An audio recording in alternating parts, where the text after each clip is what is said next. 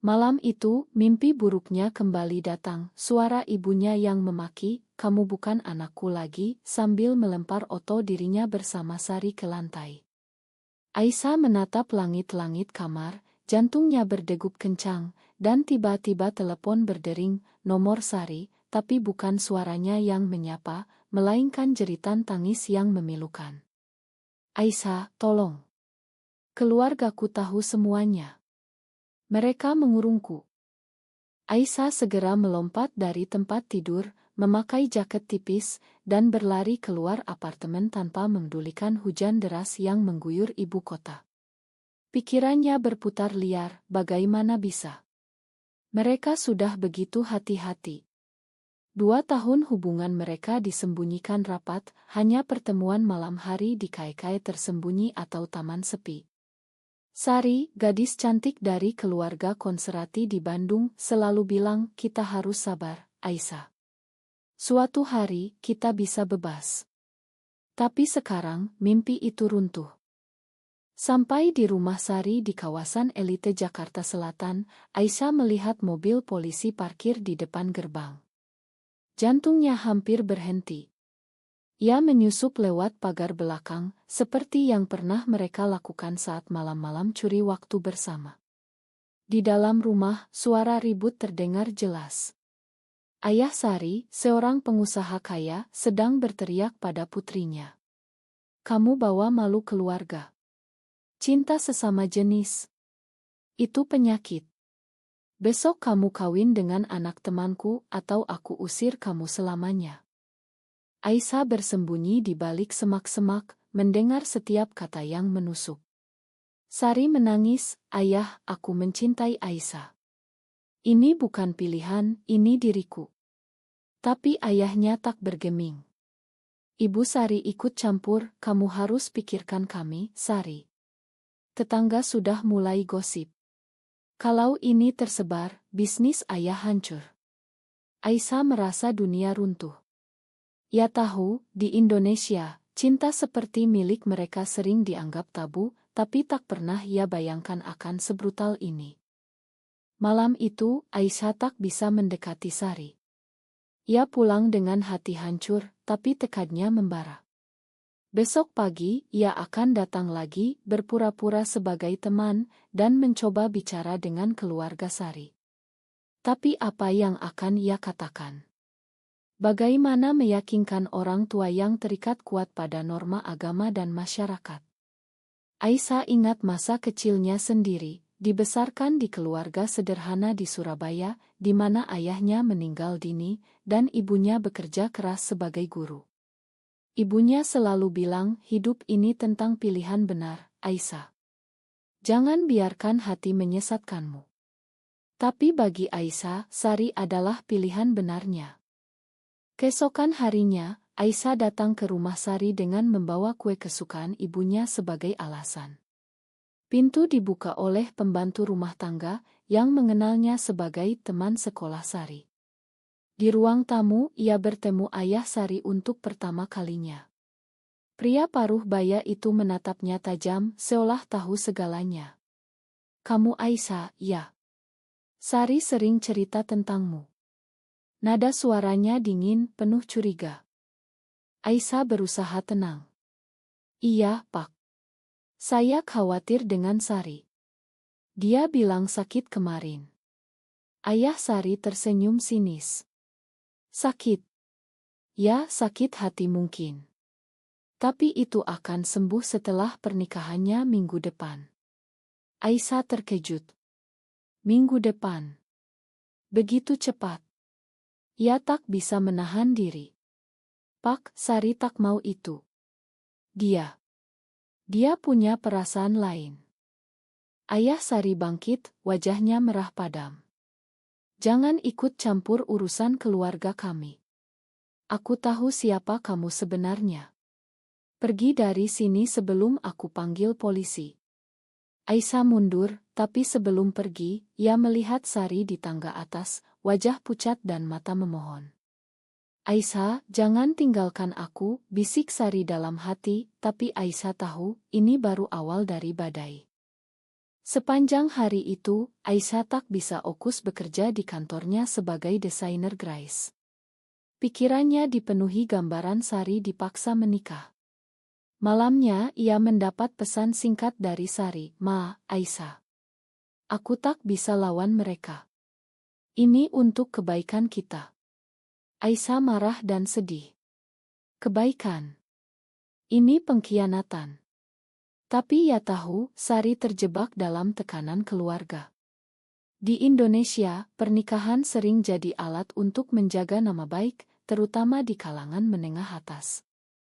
Aisyah memutuskan untuk bertemu teman lamanya, Rina, yang juga lesbian tapi sudah menikah dengan pria karena tekanan sosial. Di sebuah kaedah tamrin, Rina mendengarkan cerita Aisyah. "Kamu harus biarkan dia pergi, Aisyah. Kalau dipaksa, kalian berdua akan menderita lebih." Ingat kasus di Bali tahun lalu. Pasangan sejenis diusir dari desa. Aisyah menggeleng. "Aku tak bisa. Sari adalah segalanya bagiku." Rina menghela napas. "Pikirkan konsekuensinya. Keluargamu sendiri bagaimana? Ibumu tahu."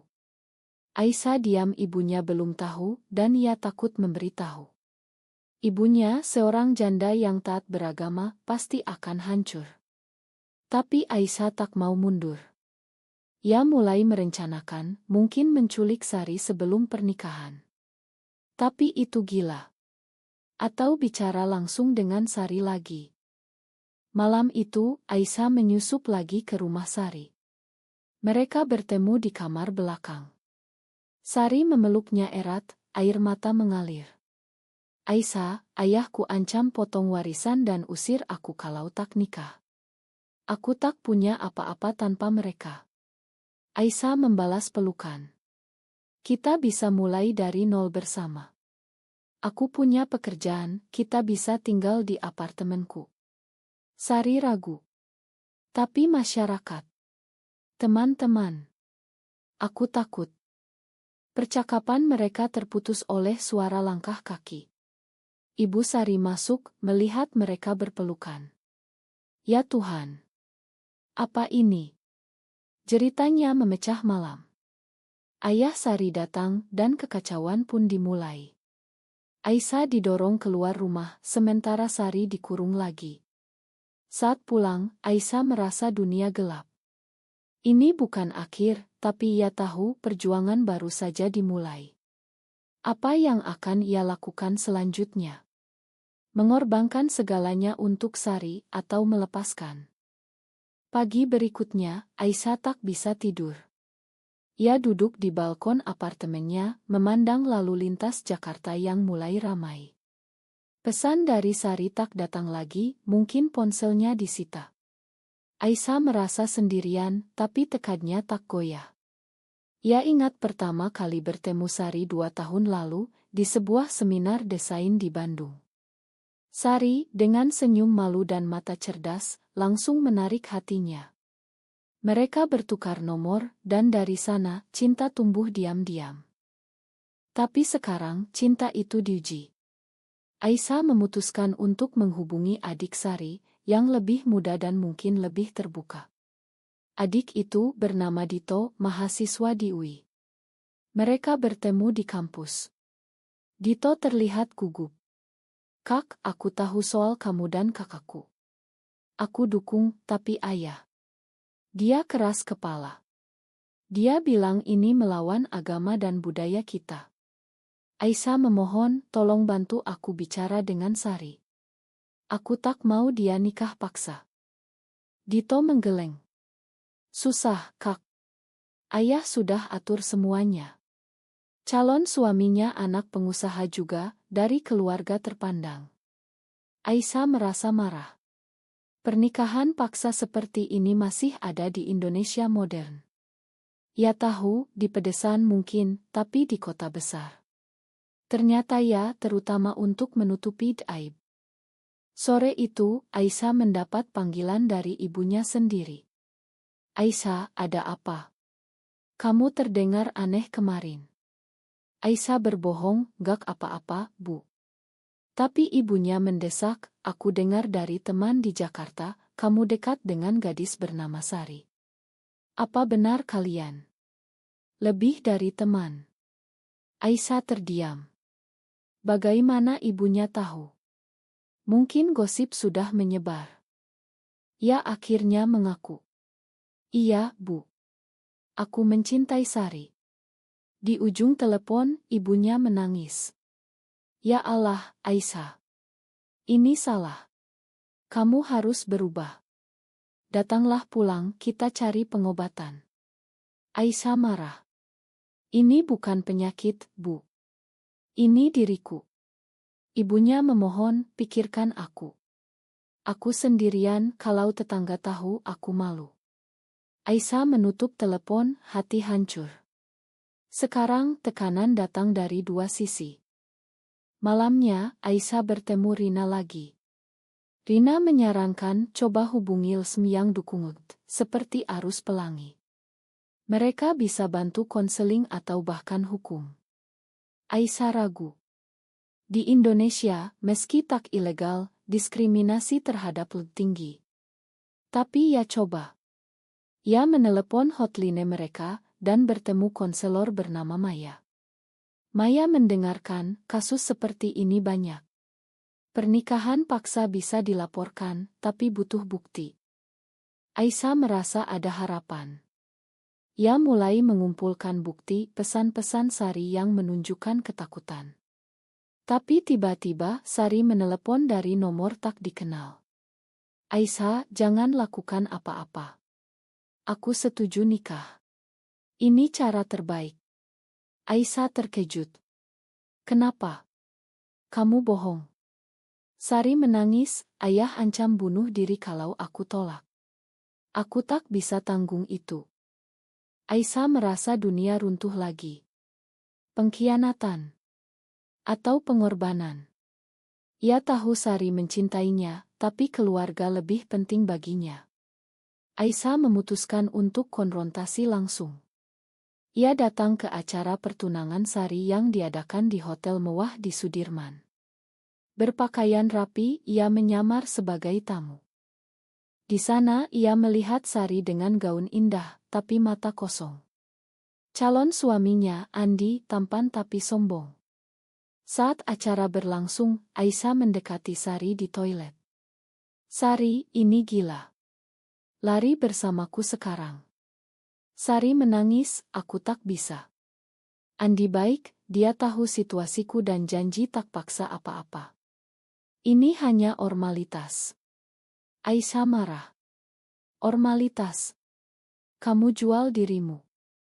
Sari mendorongnya pergi. Pergi, Aisyah. Ini akhir kita. Aisyah keluar dengan air mata. Di luar, ia bertemu Andi yang ternyata tahu segalanya. Kamu Aisyah. Sari cerita. Aku tak mau ini juga, tapi keluargaku butuh aliansi bisnis. Aisyah terkejut. Jadi semua ini tentang uang. Pulang ke apartemen, Aisyah minum-minum sendirian, jarang baginya. Ia ingat masa lalu, saat Sari pertama kali bilang aku cinta kamu di Pantai Anyer. Sekarang semuanya hilang. Tapi pagi berikutnya, Dito datang ke apartemennya. Kak, Sari minta tolong. Dia mau lari, tapi butuh rencana. Aisyah terbangun harapannya. Mereka mulai merencanakan pelarian, Sari akan kabur malam sebelum pernikahan. Rencana itu berisiko. Jika gagal, Sari bisa diusir, Aisyah bisa dituduh penculikan. Tapi Aisyah siap bayar harganya. Ia hubungi Maya lagi untuk bantuan hukum. Maya bilang kalian bisa pindah ke Bali, di sana lebih toleran. Aisyah setuju. Malam pelarian tiba. Aisyah menunggu di mobil sewaan dekat rumah Sari. Tapi Sari tak datang. Jam demi jam berlalu. Akhirnya pesan datang, Ma, Aisyah. Aku tak bisa. Ayah sakit jantung tadi malam. Ini tanda dari Tuhan. Aisyah hancur. Ia pulang, merasa dikhianati. Apa ini akhir? Atau Sari benar-benar takut? Aisyah tak bisa menerima. Ia memutuskan untuk bicara dengan Ibu Sari, yang mungkin lebih lembut. Ia datang ke rumah pagi-pagi, berpura-pura membawa obat untuk ayah Sari. Ibu Sari membuka pintu, wajah lelah. Aisyah, kenapa kamu datang lagi? Ini menyakitkan Sari. Aisyah memohon, Bu, Sari tak bahagia. Biarkan dia pilih jalan hidupnya. Ibu Sari menghela napas panjang. Di masyarakat kita, Aisyah, perempuan seperti kalian dianggap salah. Aku tak mau Sari menderita seumur hidup. Pernikahan ini akan lindungi dia. Aisyah berdebat, lindungi dari apa? Dari cinta sejati. Ibu Sari diam, lalu bilang, aku pernah punya teman seperti itu. Dia akhirnya bunuh diri karena tekanan. Aku tak mau itu terjadi pada Sari. Kata-kata itu menusuk Aisyah. Ia pulang dengan pikiran berantakan. Apakah ia egois? Memaksa Sari keluar dari zona aman. Tapi Sari juga bilang mencintainya. Aisyah hubungi Rina lagi. Rina bilang mungkin saatnya Moe on cari komunitas lain. Ada banyak di Jakarta.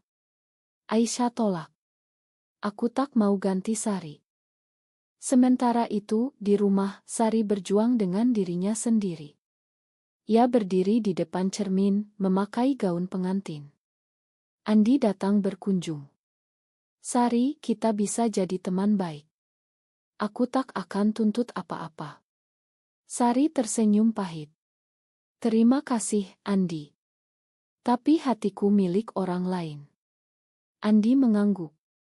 Aku tahu. Kalau mau, aku bantu kamu kabur. Sari terkejut. Andi ternyata gay juga, dan pernikahan ini paksaan dari keluarganya. Kita sama-sama korban, katanya. Sari merasa ada sekutu. Mereka mulai merencanakan pura-pura nikah, tapi setelahnya, pisah diam-diam, tapi Sari ragu. Bagaimana dengan Aisyah? Aisyah tak tahu rencana itu mulai depresi. Ia absen kerja, tidur seharian. Ibunya datang dari Surabaya, khawatir. Aisyah, kamu harus berhenti. Ini dosa. Aisyah marah. Bu, Tuhan ciptakan aku begini. Kenapa salah? Ibunya menangis, aku takut kamu kesepian selamanya. Mereka berdebat panjang, tapi akhirnya ibu memeluknya. Aku cinta kamu apa adanya, tapi susah terima. Itu momen penting bagi Aisyah. Dukungan ibu, meski setengah hati, beri kekuatan. Ia putuskan hadir di pernikahan Sari, untuk lihat sendiri. Pernikahan diadakan di Masjid Mewah di Jakarta Pusat. Aisyah duduk di belakang, hati perih melihat Sari bilang Ja'abult dengan suara gemetar. Setelah acara, di resepsi, Aisyah mendekati Sari. Selamat, Sari. Sari menangis. Aisyah, Ma. Ini bukan akhir. Aisyah bingung. Sari bisik, temui aku malam ini di hotel. Aisyah setuju, meski curiga. Malam itu, di kamar hotel pengantin, Sari menunggu sendirian. Andi sudah pergi ke kamar lain. Saat Aisyah datang, Sari memeluknya. Aisyah, Andi bantu aku. Kita bisa bersama setelah ini. Aisyah terkejut. Bagaimana? Sari jelaskan rencana, pisah setelah honeymoon, pindah ke luar negeri. Tapi ayah Sari masuk tiba-tiba, marah besar. Aku tahu kalian. Andi cerita semuanya. Ternyata Andi khianati mereka untuk selamatkan diri. Kekacauan terjadi. Ayah Sari usir Aisyah, dan Sari dikurung lagi. Aisyah pulang dengan amarah membara. Pengkhianatan bertubi-tubi. Keesokan harinya, Sari hubungi Aisyah dari ponsel Andi. Aisyah, ayah usir aku. Aku di jalan sekarang. Aisyah jemput dia di stasiun. Mereka peluk erat. Kita bebas sekarang, kata Sari. Tapi Aisyah tahu, ini baru awal. Keluarga Sari mungkin laporkan mereka. Mereka pindah ke apartemen Aisyah, hidup sembunyi. Tapi gosip menyebar di media sosial. Teman-teman menjauh, pekerjaan Aisyah terancam. Sari depresi, merasa bersalah. Aku hancurkan hidupmu, Aisyah. Aisyah jawab, tidak, kita hancurkan norma yang salah. Hidup bersama di apartemen kecil jadi tantangan. Sari tak punya pekerjaan, bergantung pada Aisyah. Ia mulai cari kerja sebagai guru priat, tapi sulit karena nama keluarganya tercemar. Ayahnya blokir rekeningnya. Aisyah kerja lembur untuk biayai mereka. Malam-malam mereka bicara tentang masa depan. Kita pindah ke Yogyakarta. Di sana lebih santai, usul Sari. Tapi tekanan datang lagi. Ibunya Sari hubungi Aisyah. Kembalikan anakku. Kalau tidak, aku laporkan polisi. Aisyah takut. Di Indonesia, meski tak ada undang-undang anti-LGBT, pelecehan sering terjadi. Mereka hubungi Maya lagi. Maya sarankan cari dukungan komunitas. Ada gathering di Jakarta. Mereka ikut gathering LGBT rahasia. Di sana bertemu banyak orang serupa. Seorang wanita tua cerita, aku sembunyi 30 tahun, tapi sekarang bahagia. Itu beri harapan. Tapi di luar, demonstran anti-LGBT protes. Aisyah dan Sari pulang cepat, takut. Suatu hari, Dito datang. Kak, ayah minta maaf. Dia sakit, ingin bertemu Sari. Sari ragu. Ini jebakan. Tapi ia pergi, ditemani Aisyah. Di rumah, ayah Sari terbaring lemah. Sari, makan ayah. Aku takut kehilanganmu. Sari menangis. Ayah, aku tetap anakmu. Ayah Sari akui salah. Aku dipengaruhi masyarakat. Tapi sekarang, aku lihat kamu bahagia dengan Aisyah. Rekonsiliasi terjadi, meski lambat. Ibu Sari peluk Sari. Kami terima kalian, tapi diam-diam.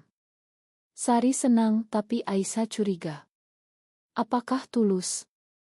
Beberapa bulan kemudian, semuanya tampak baik. Sari dapat warisan kecil, mereka pindah ke rumah lebih besar. Tapi Andi muncul lagi, minta maaf. Aku takut waktu itu. Sari makan, tapi Aisyah tak. Kamu khianati kami.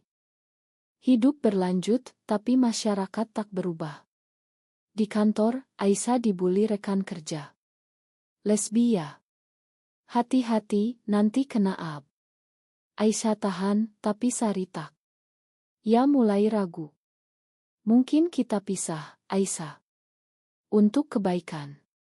Aisyah marah. Setelah semua ini, konflik internal Sari muncul. Ia ingat ajaran agama kecilnya, cinta sesama jenis dosa. Ia mulai sholat lebih sering, cari jawaban. Aisyah dukung, tapi takut kehilangan.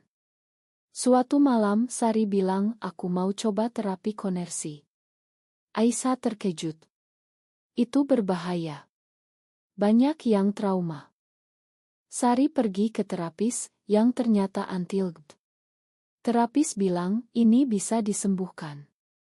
Sari coba, tapi semakin depresi. Aisyah marah, ambil Sari pulang. Ini bukan kamu. Sari menangis. Aku bingung, Aisyah. Apa kita salah? Puncaknya, Sari dapat tawaran kerja di Singapura. Aku pergi sendirian untuk pikir. Aisyah hancur. Jangan tinggalkan aku. Sari pergi, tinggalkan catatan. Aku cinta kamu, tapi aku harus temukan diriku. Aisyah sendirian lagi.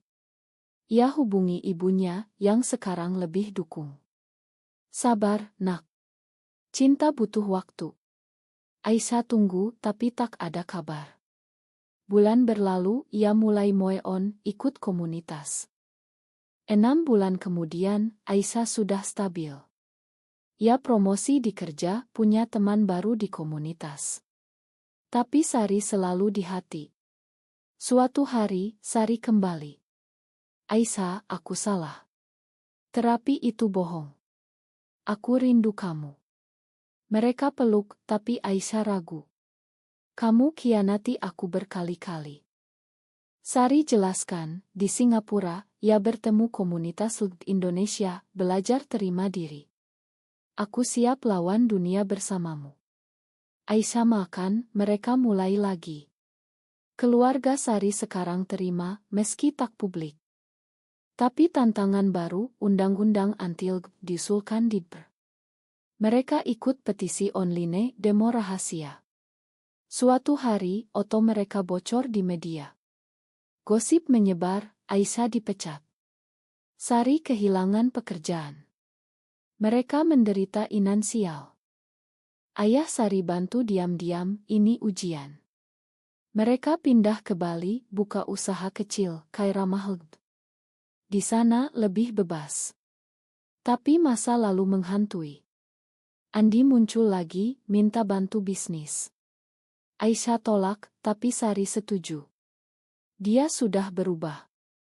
Konflik muncul. Aisyah cemburu. Kamu masih percaya dia? Sari jawab, kita harus makan untuk maju. Aisyah setuju, tapi hati perih.